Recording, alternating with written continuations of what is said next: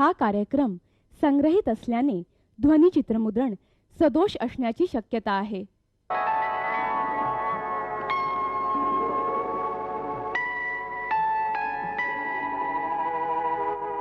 विसाव्या शतकातील भारतीय समाज आधुनिक आणि प्रगतिशील व्हावा यासाठी धडपडणारी अनेक थोर माणसं 19व्या शतकात जन्मली.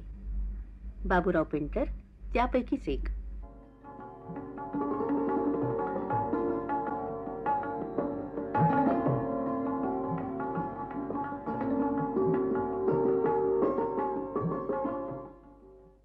पेंटरांचा जन्म 3 जून 1890 रोजी म्हणजे बरोबर 100 वर्षापूर्वी कोल्हापूर इथं झाला. भारतीय चित्रपटांचे जनक दादासाहेब फाळके यांच्या बरोबरीनं बाबूराव पेंटर एक आद्य प्रवर्तक.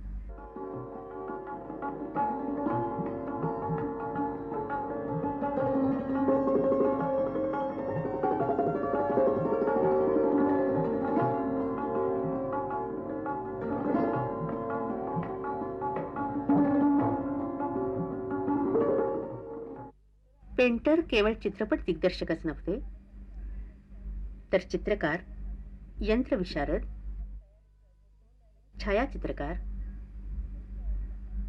वास्तुतज्ञ आणि शिल्पकार अशी बहुविध प्रतिभा असणारे विश्वकर्माच होते.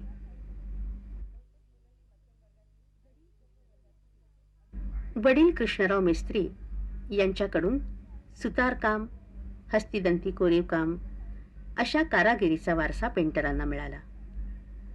परंतु फक्त कारागिरीत पेंटर रमले नाहीत.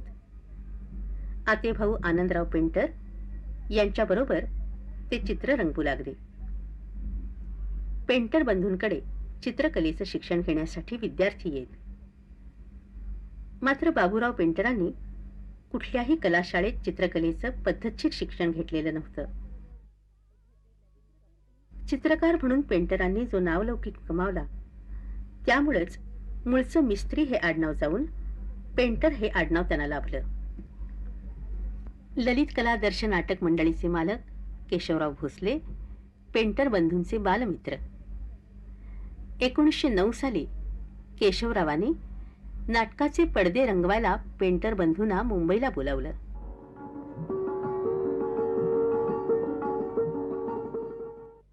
गंधर्व नाटक मंडळी या नाट्यसंस्थेचे पडदे पेंटरांनी स्वतंत्रपणे रंगवले.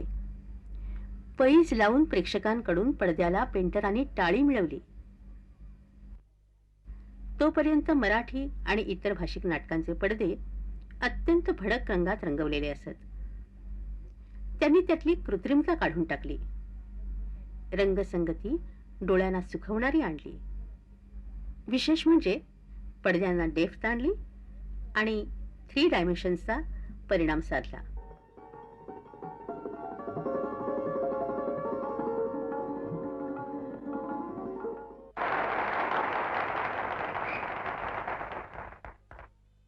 नाव काढू नका म्हणते ना त्या मीराबाईचं. तिच्या वागणुकीला जर आळा घातला नाही तर उदयपूरच्या आबरूला काळोखी लागेल हे जाणू नका. राजघराण्याच्या प्रतिष्ठेसाठी मी जर मीरेला माहेरी परत पाठवलं तर लोकदृष्ट्या गैर दिसेल का? ही भीती कुलगुरूंच्या आशीर्वादानं पार नाहीशी झाली आहे.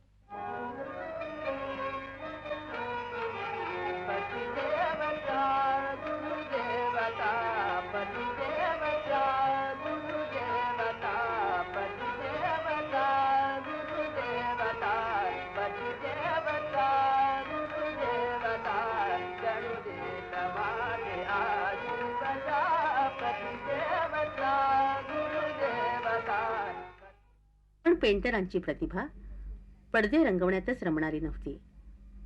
आपल्या कुंचल्यानं त्यांनी चित्रकलेत मोलाची भर घातली. पाश्चात्य चित्रकारांप्रमाणे मॉडेल समोर ठेवून व्यक्तिचित्र रंगवायला त्यांनी प्रारंभ केला. अल्पावधीतच श्रेष्ठ पोर्ट्रेट पेंटर म्हणून त्यांचं नाव झालं.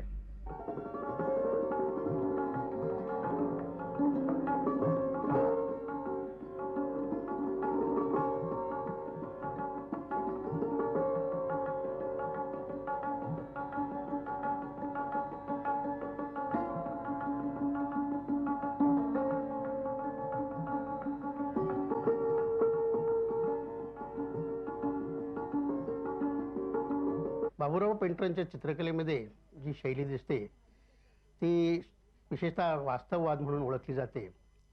पण बाबूराव पेंटर कुठल्या आर्ट स्कूलमध्ये जाऊन शिकले नाहीत. बाबूराव पेंटरांचं शिक्षण केवळ निरीक्षणाने, स्वतःच्या मननाने असं झालेलं आहे. त्यांनी आपली स्वतःची अशी शैली निर्माण केली आणि ती शैली सर्वांच्यापासून फार निराळी. त्यांच्यापूर्वी कुणीही अशा तऱ्हेच्या शैलीमध्ये चित्र केली नव्हती. त्यांची महत्त्वाची चित्र म्हणजे त्यांची पोर्ट्रेट्स वगैरे बरीच आहेत, पण त्यांची महत्त्वाची चित्र म्हणजे विश्वमोहिनी म्हणजे सरस्वती, लक्ष्मी आणि दत्त. आता ही 3 हिंदू माणसांची दैवतं आहेत. बाबूराव पेंटरने त्याच्यामध्ये पूर्णपणे परिवर्तन घडवून आणलं. दत्त म्हटल्यानंतर त्याची 3 मस्तकं असतात, ब्रह्मा, विष्णू आणि महेश, आणि त्यामुळे 6 हात असतात. तर एका माणसाच्या आकृतीला इतके हात आणि इतकी मस्तकं असणं हे त्यांच्या वास्तववादी बुद्धीला पटणारी गोष्ट नव्हती. म्हणून ज्यावेळी दत्त त्यांनी चित्रित केला त्यावेळी ब्रह्माची आकृती तशीच ठेवली आणि दुसरी 2 जी मस्तकं होती ती अत्यंत धूसर अशी गूढ अशा अवस्थेमध्ये पेंट केली की जी पार्श्वभूमीमध्ये मिसळून जावी. तसे 4 हातही, म्हणजे पाहताना असं वाटतं की दत्ताची मोहक अशी मूर्ती आपल्या समोर येते आणि त्याची जी दुसरी 2 मस्तकं आहेत आणि 4 हात आहेत ते कुठेतरी पार्श्वभूमीतून नुसते बाहेर येत आहेत आणि पार्श्वभूमीत विलीन पण होत आहेत. त्याचप्रमाणे दुसरं चित्र त्यांचं लक्ष्मीचं आहे. बाबूराव पेंटरांची लक्ष्मी ही उभी नाही, ती कमलासनावर तर आहेच, पण ती कमलासनावर रेलून बसलेली आहे आणि तिचा हात सुद्धा एका छोट्याशा कमळावर अधिष्ठित झालेला आहे. दुसरे जे 2 हात त्याने दाखवलेले आहेत ते सुद्धा पार्श्वभूमीमध्ये मिसळून गेलेले निळसर अशा धूसर अशा रंगामध्ये दाखवलेले आहेत आणि त्यामध्ये कमळाच्या 2 कळ्या आहेत आणि एका हातामध्ये कलश आहे, त्याच्यामध्ये पाणी आहे. हे जे लक्ष्मीचं रूप आहे, हे जे स्वरूप आहे, हे बाबूराव पेंटरांच्या पूर्वी असं कोणी रंगवलेलं नाही. आणि विशेषतः त्यांच्या रंगवण्यामध्ये एक मोहकता आणि सर्व तऱ्हेनं पाहिल्यानंतर एक कुठेतरी गूढ भाव सर्व चित्रामधून दिसतो. बाबूराव पेंटर अशा प्रत्यक्षता कोणाला शिकवत असत, पण बाबूराव पेंटरची एक गोष्ट अशी की ते काम करताना जर कोणाची इच्छा असेल तर ते आपल्या स्टुडिओमध्ये येऊ देत असत. म्हणजे बाबूराव पेंटर ज्याप्रमाणे दुसऱ्यांचं पाहून पाहून शिकले तसंच त्यांना वाटतं की ज्यांच्यामध्ये प्रतिभा आहे, ज्यांच्यामध्ये कलेचं कौशल्य आहे, त्यातला कुठलाही मनुष्य चित्र पाहून पाहून सुद्धा शिकू शकतो अशी त्यांची धारणा होती.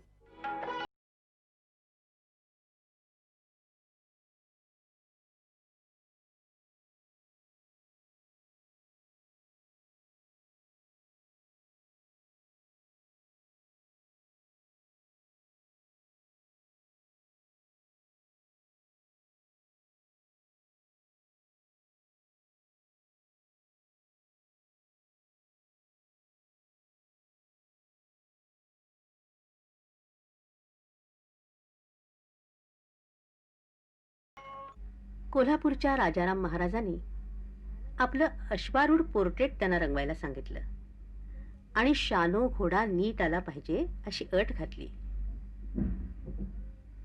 13 फूट उंच, 10 फूट रुंद अशा या पोर्ट्रेटसाठी कॅनव्हास इंग्लंडहून मागवायला पेंटरांनी सांगितलं.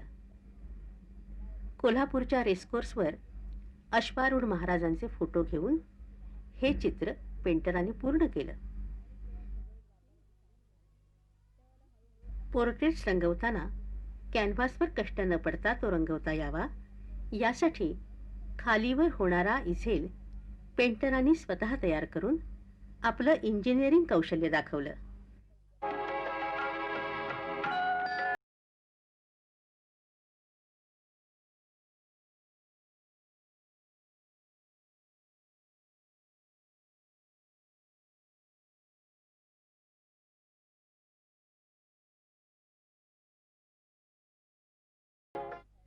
मुंबईत पडदे रंगवण्यासाठी वास्तव्य असताना पेंटर बंधूंनी अनेक परदेशी मूकपट पाहिले. या नव्या कला माध्यमाकडे पेंटर बंधू आकर्षित झाले. आनंदरावांनी मूकपट निर्मितीचा ध्यासच घेतला. कॅमेरा परदेशातून मागवायला पैसा नाही या अडचणीवर मात करण्यासाठी पेंटर बंधूंनी स्वतः कॅमेरा बनवायला घेतला.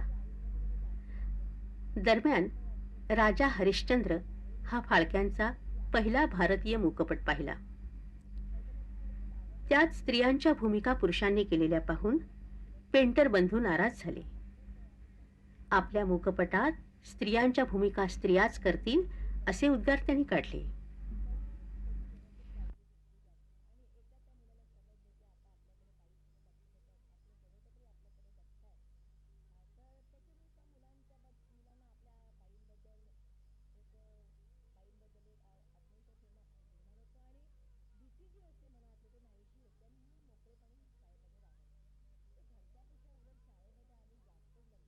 दुर्दैवानं कॅमेऱ्याचा प्रयोग यशस्वी होण्याआधीच आनंदरावांचं निधन झालं.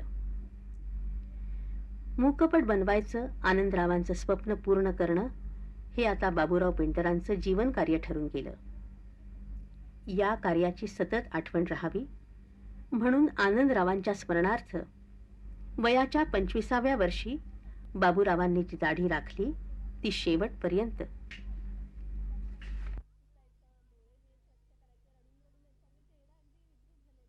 1917 साली कॅमेऱ्याचा प्रयोग यशस्वी झाला. अनेक खटपटीनंतर स्टुडिओ उभारायला श्रीमंत तानीबाई कागलकरांनी 10,000 रुपये दिले. स्टुडिओ उभारायला 1 डिसेंबर 1918 या दिवशी महाराष्ट्र चित्र कंपनीची स्थापना झाली. कोल्हापुरात स्टुडिओ उभारताना पेंटरांचं वास्तुशास्त्राचं कसब पणाला लागलं.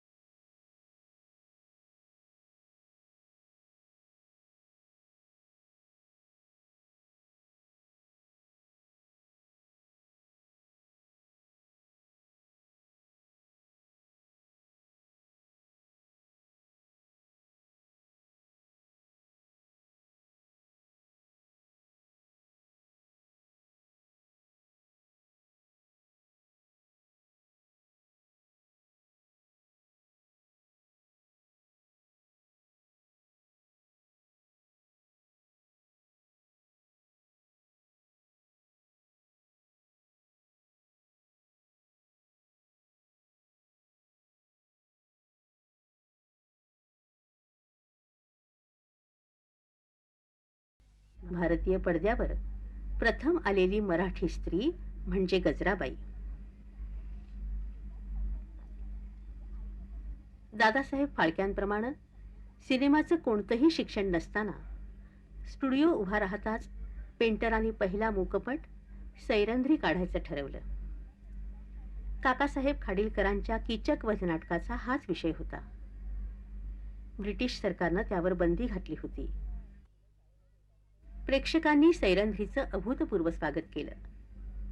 लोकमान्य टिळकांनी सुवर्ण पदक देऊन पेंटरांचा सत्कार केला. सत्काराच्या वेळी सिनेमा केसरी ही पदवी दिली.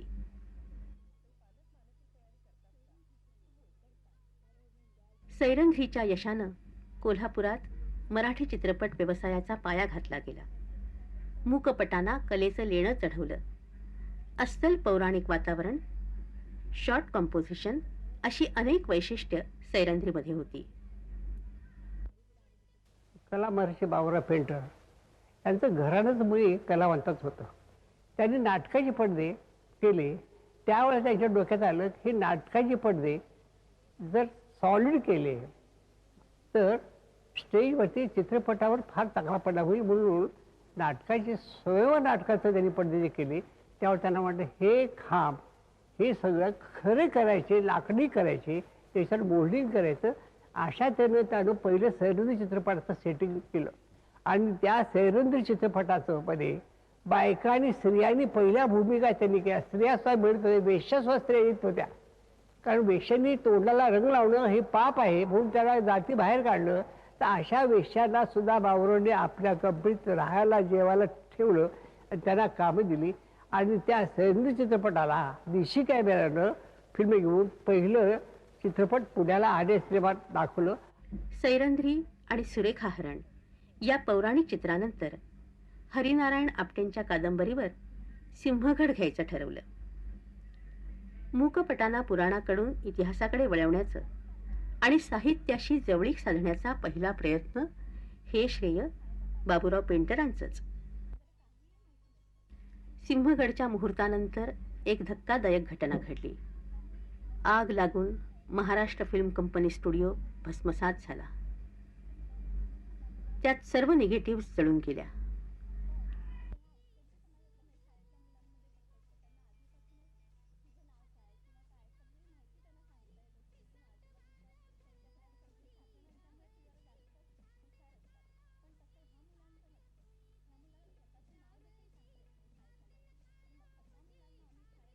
पुन्हा भांडवलाचा प्रश्न आला. यावेळी सरदार शंकरराव नेसरीकर पुढे आले. 10,000 रुपये भांडवल देऊन नेसरीकर महाराष्ट्र फिल्म कंपनीचे भागीदार बनले. स्टुडिओ पुन्हा उभा राहिला.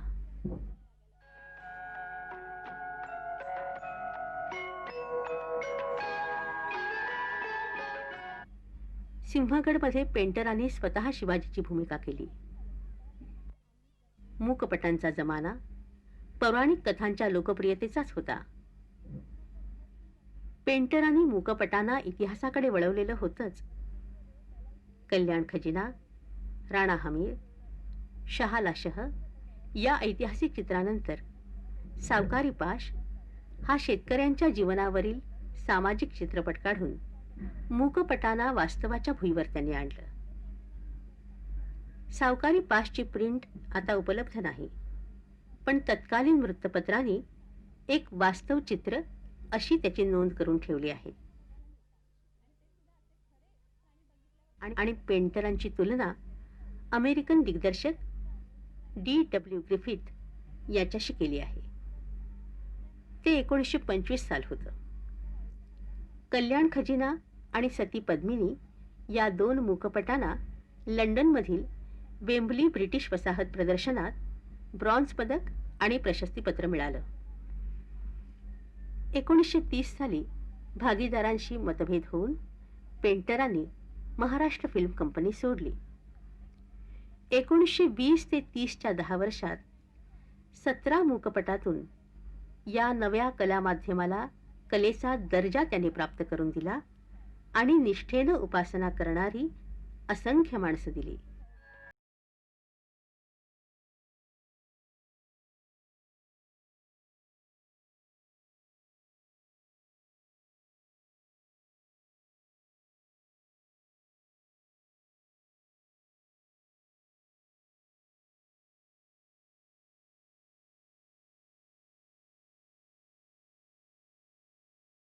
मूक चित्रपटापासून त्यांना ही सवय होती.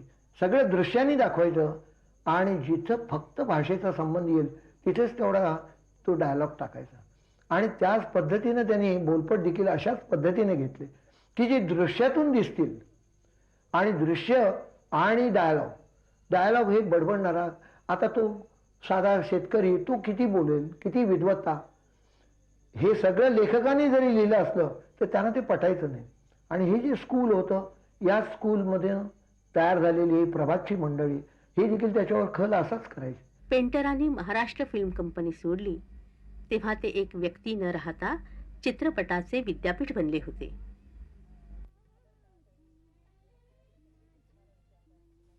कंपनी सोडल्यावर पेंटर शिल्पकलेकडे वळले.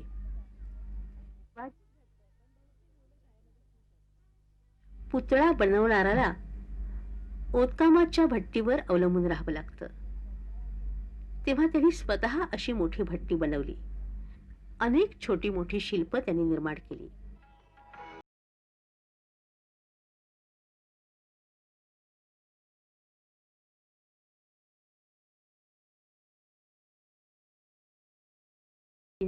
कोल्हापूरमधला 12 फुटी उंच पुतळा हे त्यांचं शेवटचं मोठं शिल्प.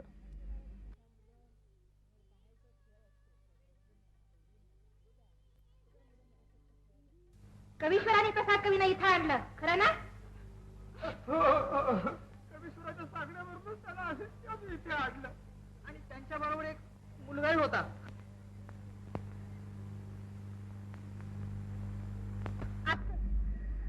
नवीन लेन्सेस येऊ लागल्या. 3-4 वर्ष पेंटर सिनेमापासून दूर होते. 1934 साली अक्कासाहेबांनी पेंटरांसाठी शालिनी स्टुडिओ उभारला. शालिनी सिनेटोनसाठी पेंटरांनी उषा, सावकारी पाश, प्रतिभा ही 3 चित्र दिग्दर्शित केली. सेट डिझाईन्स, शॉर्ट कंपोजिशन इत्यादी अंगात ही चित्र श्रेष्ठ ठरली.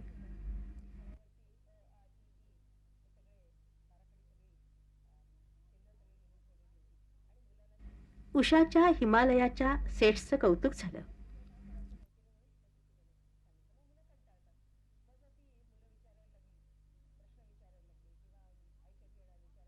सावकारी पाश हा मूकपटाच्या कथेवरूनच घेतलेला होता. नाटककार औंधकर हे या चित्राचे पटकथा लेखक बनले. खाल्लेल्या अन्नाला कुत्र सुद्धा जागत, पण तुम्ही मात्र आपल्या उपकारकर्त्यावर उलटला. नीच हेतूने केलेल्या उपकाराची कवडी किंमत होत असते, समजला?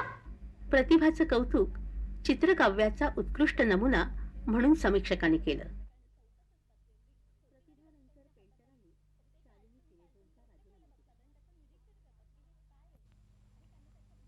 यावेळी माझी इच्छा तडीला नेणं कठीण आहे असं तुला वाटतं? माणुसकीला कलंक लावणाऱ्या कुलांगरा आहेच तू तितका नीच, पण जिवंत प्रतिभा तुझ्या हाती केव्हाही लागणार नाही. पण यावेळी तू माझ्या हाती सापडली आहे आणि तुझ्या सौंदर्याचा आस्वाद.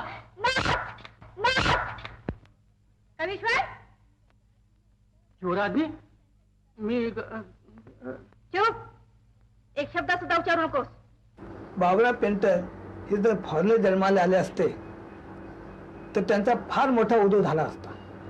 भारतात येऊन त्यांचा काही उदो झाला नाही, काही नाही. कारण एवढा महान मनुष्य ह्याला चलना देणारा कोण मनुष्य मिळालाच नाही. प्रत्येक त्यांचे जे काही पिक्चर काढली ते अतिशय खर्चानं काढून नुकसानात गेली त्यांची पुष्कळची. परंतु ह्या माणसाला उदो करण्याला कोणी मिळालं नाही. त्यानंतर बालगंधर्वांना घेऊन मीराबाई या नावानं स्टेज टॉकी चित्रित केली. मूळ अमृत सिद्धी हे नाटक कॅमेरानं घेतलं. चित्रपटाचा डॉक्युमेंटेशन म्हणून उपयोग होऊ शकतो हे पेंटरांनी दाखवून दिलं. नटश्रेष्ठ बालगंधर्व स्त्री भूमिका रंगमंचावर कशा करीत हे आजही त्यामुळेच आपल्याला पाहायला मिळतं.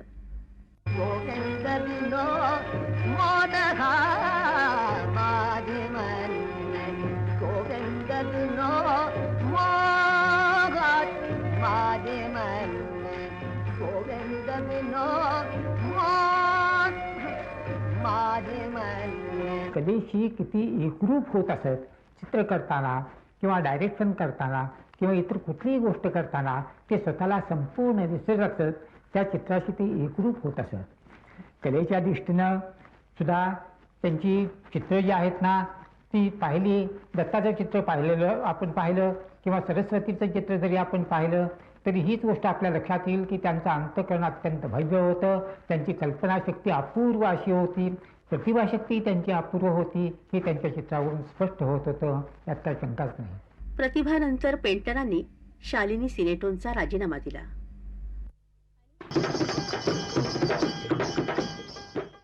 बाबूराव पेंटर अगदी मितभाषी होते. रागावणं तर त्यांना ठाऊकच नव्हतं. त्यांचं माणूस म्हणून महत्वाचं वैशिष्ट्य म्हणजे त्यांना यंत्रयुगाबद्दल असलेलं प्रचंड कुतूहल. कोणतंही यंत्र त्यांच्या हाती पडो, मग ती मोटार असो, कॅमेरा असो वा एखादं घड्याळ असो, प्रथम ते यंत्र ते खोलून पाहायचे, पुन्हा होतं तसं जोडून पुन्हा सुरू करायचे. स्वभाव अत्यंत निर्वैर, दुसऱ्यावर विश्वास टाकण्याची वृत्ती, संसाराची सारी जबाबदारी त्यांनी पत्नीवर माई पेंटर यांच्यावर टाकली. सिनेमाच्या काय काय गोष्टी मला सांगत होत्या, मला काय समजायचं नाही. शहरातल्या असल्यामुळे काही मला लवकर कळायचं नाही. सांगायचं समजावून. नंतर मग मुलं शाळेत जायला लागले. शाळेत जाताना माणूस म्हणायचे मुलांना काय विचारा, काय ते म्हणायचं काय नाही, मुलाची करायची आईने घ्यायला पाहिजे. त्यांच्या फिल्म्स फार कलात्मक होत्या, क्रिएटिव्ह होत्या. आणि ह्या माणसानं फिल्म किंवा सिनेमा हा व्यवसाय म्हणून कधी केला नाही, तर आपलं व्यक्तिमत्व किंवा आपल्याला वाटणाऱ्या गोष्टी त्यात मांडण्यासाठी, लोकांच्यापर्यंत पोचवण्यासाठी तो क्रिएटिव्ह भाग म्हणून त्यांनी विचारात घेतला आणि त्यांनी सगळ्या फिल्म्स त्यांच्या स्वतःच्या विचारांच्यासाठी आणि स्वतःला वाटणाऱ्या एका एक्सप्रेशनसाठी त्यांनी तयार केल्या. बाबूरावांचा स्वभाव फार चांगला होता. ते अगदी हिऱ्यासारखे होते. कलाकारांना ते फार मान देऊन आणि कौतुकानं वागवत होते. कधीही त्यांनी कमीपणानं असं वागवलं नाही. ते ॲक्शन करून दाखवत नव्हते. ते कलाकारांना समजून व्यवस्थिशीर सांगत होते. त्या कल्पना देत होते. त्याप्रमाणे आम्ही काम करत होतो. कोल्हापुरात बावडेकर बंधूंनी एक चित्रपट काढायला ठरलं होतं. त्याला कमलाबाई मंगळूरकरनी फायनान्स करायला ठरलं होतं आणि तो चित्रपट बाबूराव पेंटरनी दिग्दर्शित करावा अशी त्यांची फार इच्छा होती. त्याप्रमाणे त्यांनी शांताराम पुन्हा विनंती करून बाबूरावांना ते चित्रपट दिग्दर्शित करायला सांगितलं. अर्थात मुंबईत जाऊन बाबूराव पेंटरनी तो चित्रपट दिग्दर्शित केला. तो चित्रपट इतका चांगला झाला की त्यांनी त्याचे पैसे दिले आणि त्यावर त्यांना एक हिऱ्याची अंगठी बक्षीस दिली. बाबूराव ते नेहमी अंगठी आपल्याजवळ वापरत. एकदा आपल्या घरामध्ये काम करत असताना त्यांच्या अंगठीचा तो खडा पडला. त्या दिवशी अर्थात मलाही फार मनाला वाईट वाटलं. त्यांच्या पत्नी तर ओक्सापाशी रडू लागल्या, कारण का तो खडा शुक्रवारी पडला होता. हिऱ्याचा खडा आणि शुक्रवारी गेला हे त्यांच्या मनाला फार लागलं. साहजिकपणेच मला वाटलं की बाबा त्याच्यावर बाबूरावांच्यावर त्याचा काय परिणाम झाला हे पाहावं म्हणून मी त्यांच्या स्टुडिओमध्ये गेलो. अहो शेठ म्हटलं असं खडा पडला, असं कसं काय खडा पडला? हो त्यात काय म्हणले, जसं आला असा गेला, त्यात पडला म्हणून काय वेगळं, तर आपण आपल्या कामाला बघूया. अर्थात त्यांच्या मनावर त्याचा काहीच परिणाम झाला नव्हता. नंतर 8 दिवसानंतर तोच खडा पुन्हा त्यात चुकून सापडला. त्याची प्रतिक्रिया काय होती, पाण्याकरता ज्यावेळी गेलो तेव्हा ते म्हणलं गेला काय, सापडला काय, तुम्ही आज लहान गोष्टीचा असं काय विचार करता, मला काय त्यात पटत नाही, काही चला आपण आपल्या कामाला बघूया. म्हणजे अशा प्रकारची स्थितप्रज्ञता जी असते ना ती त्यांच्या ठिकाणी मला आढळली. 1954 साली पेंटर काळाच्या पडद्याआड गेले. त्यांच्या कलेचा वारसा त्यांच्या शिष्याने पुढे नेला. व्ही शांताराम पेंटरांचे पट्ट शिष्य. त्यांनी भारतीय चित्रपटांना सातासमुद्रा पार नेलं आणि त्यांची कीर्ती दिगंत झाली. अशा ह्या अष्टपैलू व्यक्तिमत्वाच्या कला महर्षींना आमची आदरांजली.